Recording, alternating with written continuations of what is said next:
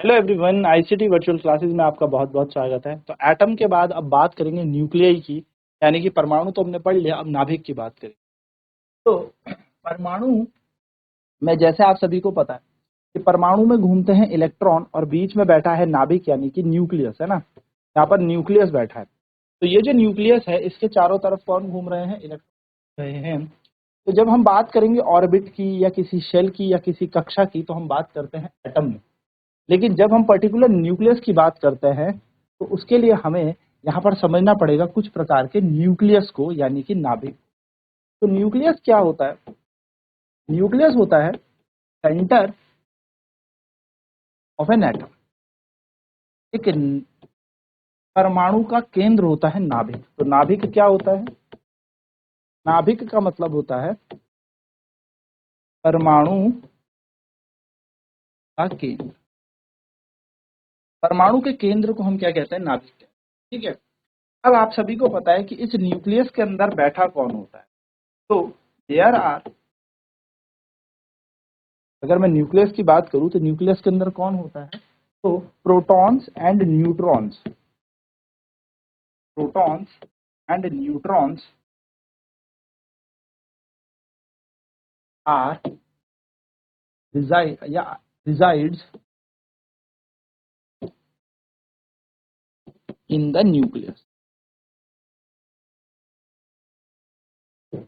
यानी कि नाभिक के अंदर या नाभिक में प्रोटॉन और न्यूट्रॉन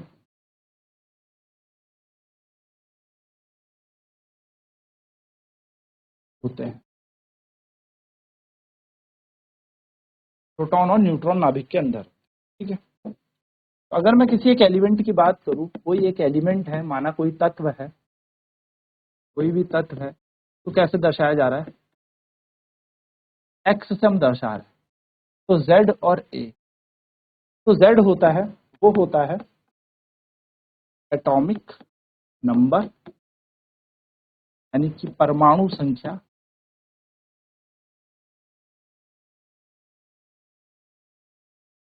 जो किसके बराबर होती है? नंबर ऑफ प्रोटॉन्स के बराबर होती है। यानी कि ये किसके बराबर है? प्रोटॉन की संख्या के बराबर। प्रोटॉन की संख्या के बराबर। इसी प्रकार से अगर मैं बात करूं कि ए की बात करूं, ए क्या होता है? तो ए होता है हमारे पास एटॉमिक मास, यानी कि परमाणु भार। और ये जो परमाणु भार है, ये परमाणु भार, तो ये इक्वल होता है आपके number of protons plus number of neutron के। यानी कि नंबर ऑफ प्रोटॉन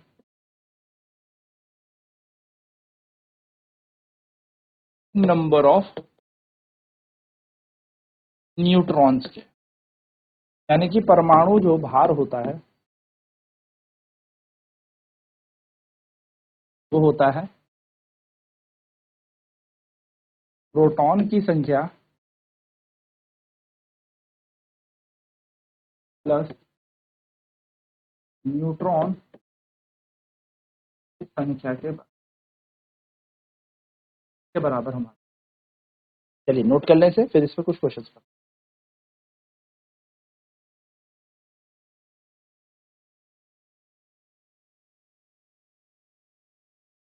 तो the sub atomic particle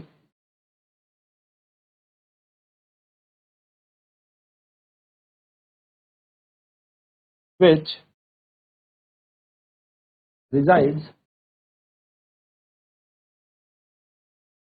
inside the nucleus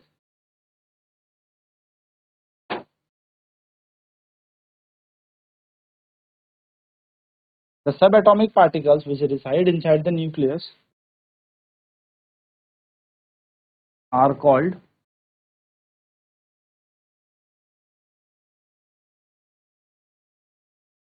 nucleons. यानी कि वह कण जो नाभिक में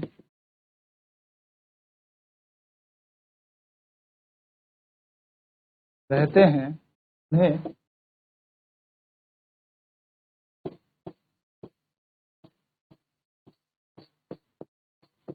न्यूक्लियॉन कहा जाता है।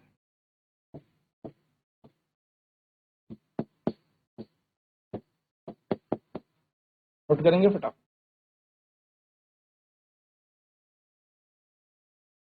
चलिए बात करते हैं न्यूक्लियर साइज की कि न्यूक्लियर साइज क्या।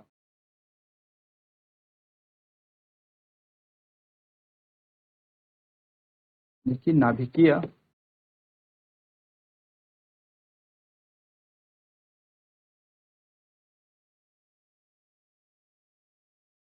नाभिकीय न्यूक्लियर साइज। देखिए कहते हैं the size of nucleus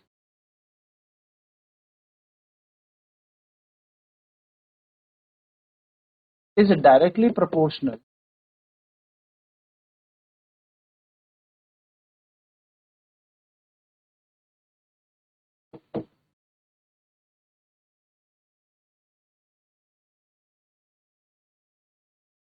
to the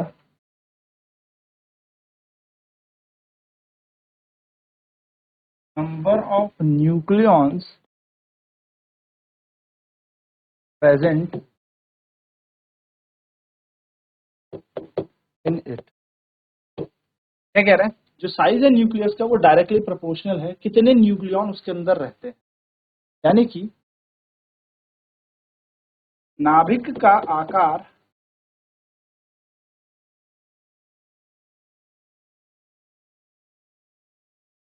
उसके अंदर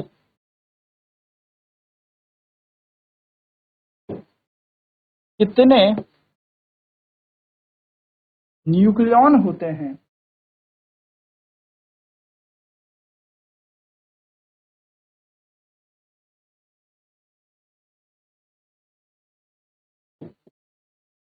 उसके समानुपाती।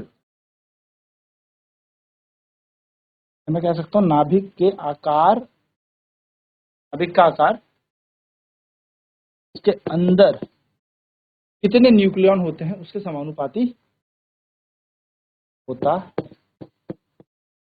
यानी कि जितने ज्यादा न्यूक्लियॉन उसके अंदर साइज उतना।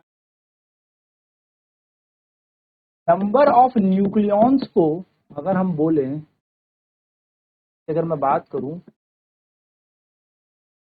नंबर ऑफ न्यूक्लियॉन्स की, यानी कि न्यूक्लियॉन की संख्याओं की बात करूं तो न्यूक्लियॉन की संख्या जो है यही तो हमारे पास परमाणु भार के बराबर होगी, यही तो एटॉमिक मास होगी। ये यहाँ पर एटॉमिक मास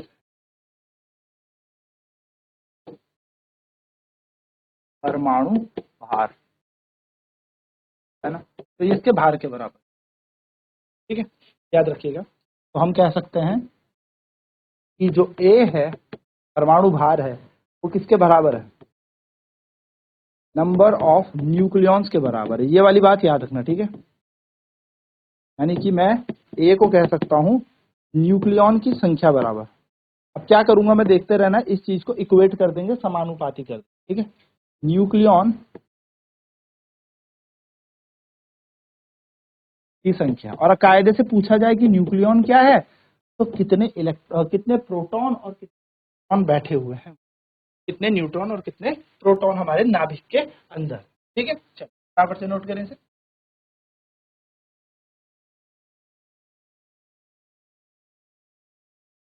तो देखिए क्वेश्चन क्या कह रहा है, क्वेश्चन कह रहा है, वो कह रहा है कि मान लो ये नाभिक है, ठीक है, इतना बड़ा नाभिक है, इसकी त्रिज्या है आर, इसकी त्रिज्या जो है, रेडियस जो है, रेडियस ही तो आकार होगा ना, रेडियस ऑफ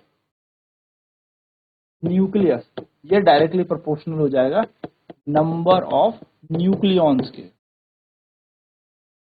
यानी कि नाभिक की त्रिज्या समानुपाती है न्यूक्लियॉन की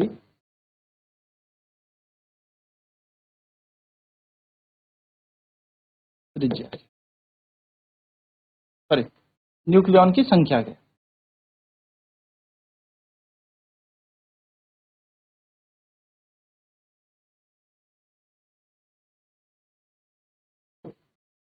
न्यूक्लियॉन की संख्या,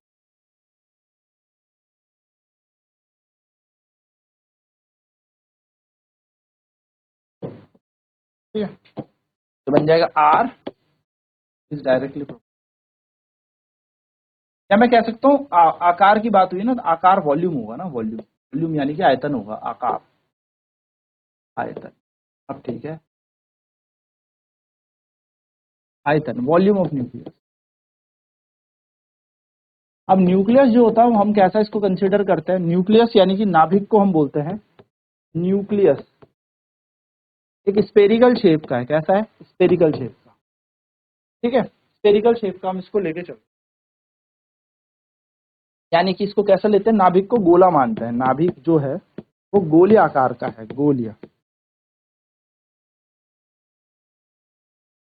अगर ये गोली आकार का है तो हमें पता है, यहां पर हमें कह दिया आयतन किसके डायरेक्टली प्रोपोर्शनल है, ए के।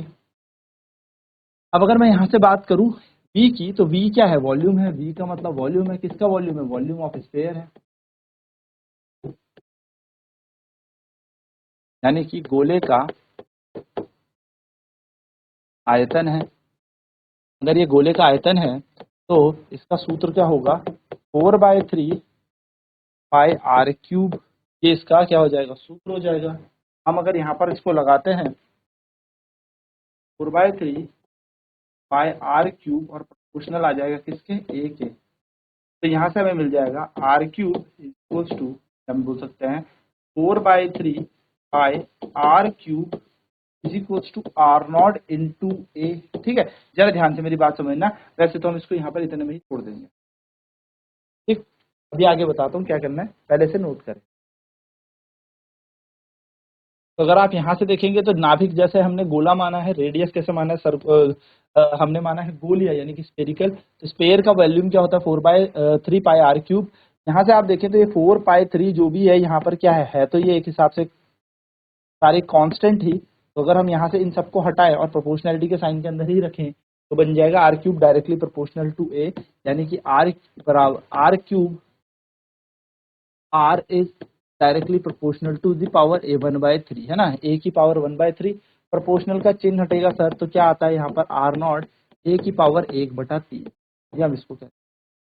यहाँ पर आर नॉट क्या है, आर नॉट, आर नॉट को हम कहते हैं कांस्टेंट, क्या कहते हैं, कांस्टेंट है, यहाँ पर एक नियत राशि है। इस आर नॉट का मान होता है 1.2, 1.2, ठीक है, 1.2 इंटू 10 टू द पावर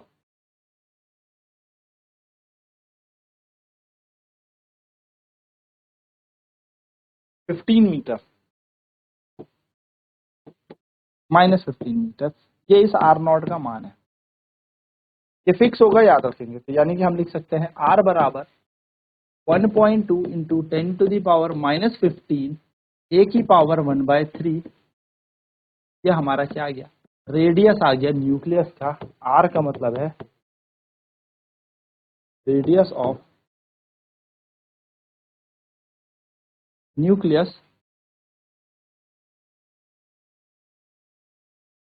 नाभिक का, नाभिक की त्रिज्या। चलिए नोट कर लें इसे फटाफट।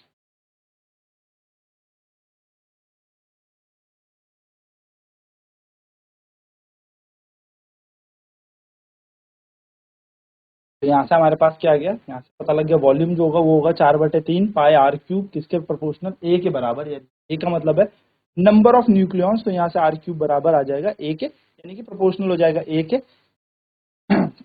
और यहाँ से हम निकालेंगे आर बराबर हो जाएगा ए की पावर 1/, यह हमारा आर नॉट का मान।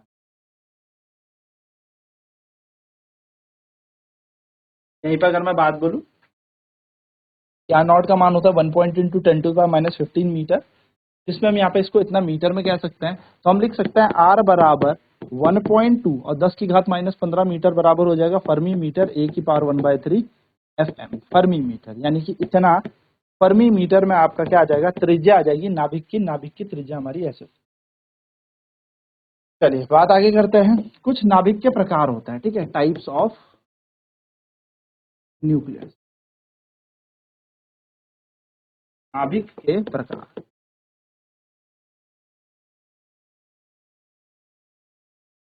इसमें सबसे पहले आपको देखने को मिलेगा आइसोटोप्स, समस्थानिक। समस्थानिक होते हैं the nucleus in which the nucleus which have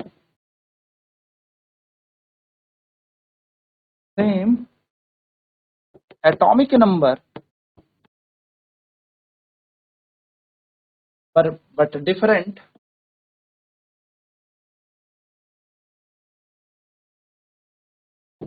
mass,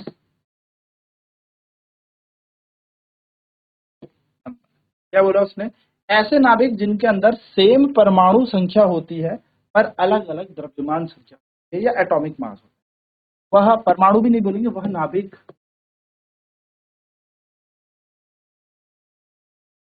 जिनमें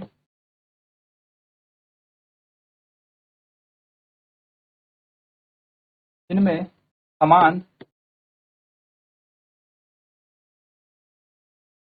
परमाणु संख्या होती है परंतु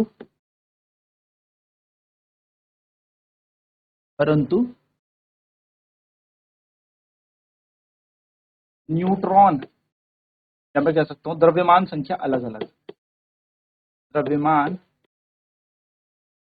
संख्या अलग अलग। जैसे एक उदाहरण दे दूं, हाइड्रोजन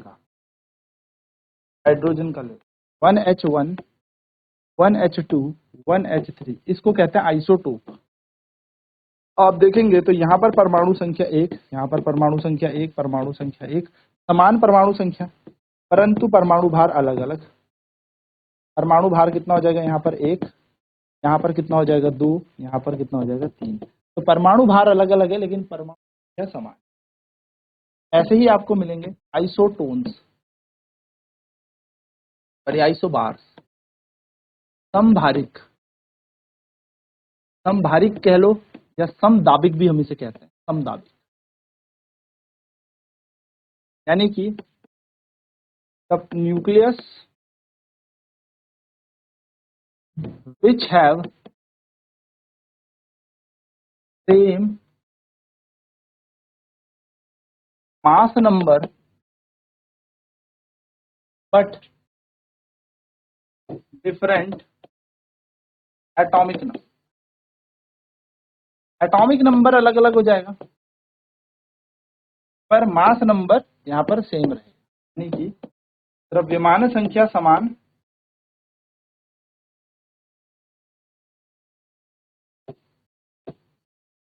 परंतु परमाणु संख्या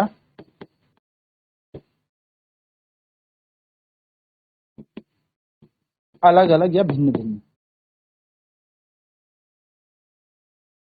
तो ये दो तरीके के आपको क्या करने हैं, अपने परमाणु या फिर हम कह सकते हैं नाभिक के बारे में याद। नेक्स्ट क्लास में बात करेंगे आइसोटोन क्या होती है और इनके उदाहरण की। आज की क्लास में इतना ही। नेक्स्ट क्लास में जैसे कि मैंने आपको बताया, अभी हमने आइसोटोन्स करने हैं, आइसोटोन्स यानी कि सम न्यूट्रॉनिक करेंगे कि सम न्यूट्रॉनिक क्या होते हैं एंड आगे के चैप्टर में। तो आज की क्लास में इतना ही। जुड़ने के लिए बहुत बहुत धन्यवाद। आपका दिन